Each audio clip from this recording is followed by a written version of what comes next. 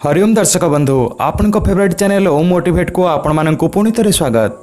Friends जड़े subscriber comment करी पचारि जलंधर बंद जोग कौन सतरे स्मरण शक्ति को बढ़ाई थाए।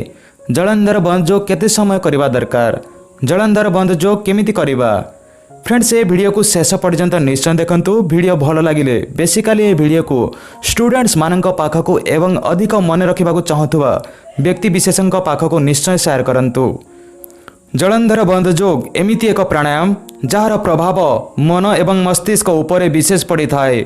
जलंधर बंद जोग मन को एकाग्र करि थाए एवं मस्तिष्क को रिलैक्स करने सहित आश्चर्यजनक स्मरण शक्ति बढ़ाई थाए। यार अभ्यास जे भी करिछि से ही अनुभव करिछि। जलंधर बंद जोग प्रत्येक दिन करने द्वारा आपण जेकोसी टॉपिक को सहजरे मन रखि पारिबे एवं केतेबेले केउं डिसिजन नेवा उचित ता डिसाइड करि पारिबे, अर्थात निर्णायक शक्ति मिली थाए। विद्यार्थी यार अभ्यास अवश्य करने उचित।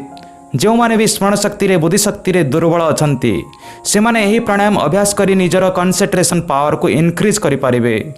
ताहले चलंतु भल भाव जानि नेबा जलंधर बंद जोग केमिति अभ्यास करिवे।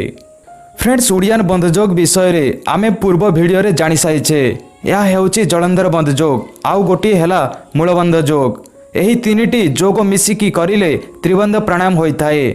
आज आमे जानिबा जलंधर बंद जोग विषय रे। प्रथमे गोटी आसन बिछाई नियंतु। कमलासन हेले आउ मध्य भल। वर्तमान सुखासन रे बसी जांतु।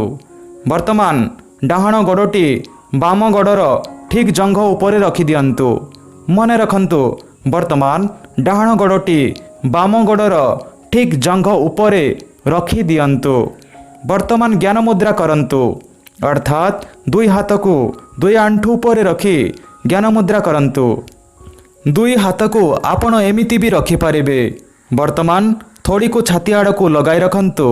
आपण फोटो रे देखि पारुथिबे मुंड को अल्प नुआई छाती आड़ को रखंतु जेमिति थोड़ी बेक सहित चापी होई रहो।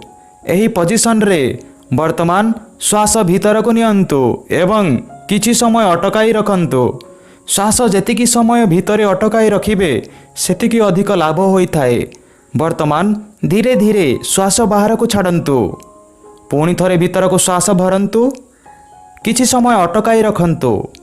एबे धीरे धीरे श्वास बाहर को छाड़ंतु।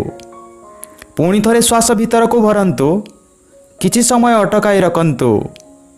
एबे धीरे धीरे श्वास बाहर को छाड़ंतु।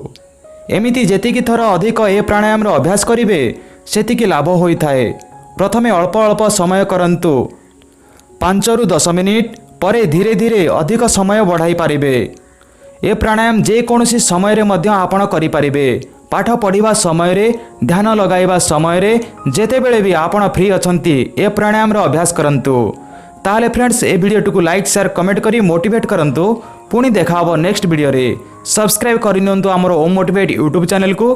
पाखरे आसुतबा बेल आइकन उपरे दबाई ऑल उपरे क्लिक करि दियंतु नुआ नुआ वीडियो रो नोटिफिकेशन सहजरे पाइबा पई। धन्यवाद दर्शक बंधु। हरि ओम।